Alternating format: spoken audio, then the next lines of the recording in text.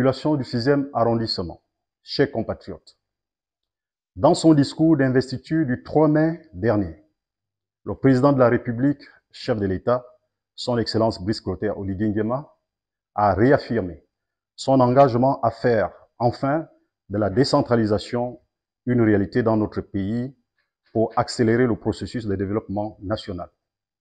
Ce qui signifie que les budgets des collectivités locales connaîtront désormais une hausse au titre des contributions annuelles de l'État.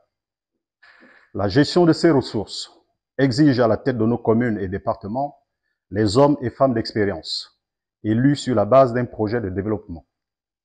En effet, comme vous le savez, depuis le renforcement des pouvoirs des collectivités locales dans les années 90, par la loi organique numéro 15/96 du 6 juin 1996 relative à la décentralisation, les conseils municipaux et départementaux sont présidés par les politiques, pour la plupart sans expérience en matière de gestion des collectivités locales et sans projet de développement concret, ni pour l'administration locale, ni pour la ville et ses administrés. D'où l'improvisation et le pilotage à vue observé dans la gestion des finances locales. Aucune maîtrise de la dépense, aucune politique solide d'optimisation des recettes propres susceptibles de garantir aux populations un service public de qualité. Pour preuve, nos villes manquent toujours de structures de santé et d'éducation de proximité. Nous vivons toujours dans l'insalubrité. Aucun plan lisible d'aménagement des voiries. Aucune politique sociale en faveur de la jeunesse sans qualification, des personnes économiquement faibles et des personnes âgées, pour ne citer que ces exemples. Aussi, dans le but de renforcer la gouvernance locale, est-il crucial aujourd'hui que les cadres qui font carrière dans l'administration publique locale siègent en grand nombre dans les conseils municipaux et départementaux, car plus expérimentés et mieux imprégnés des missions et du fonctionnement des collectivités locales.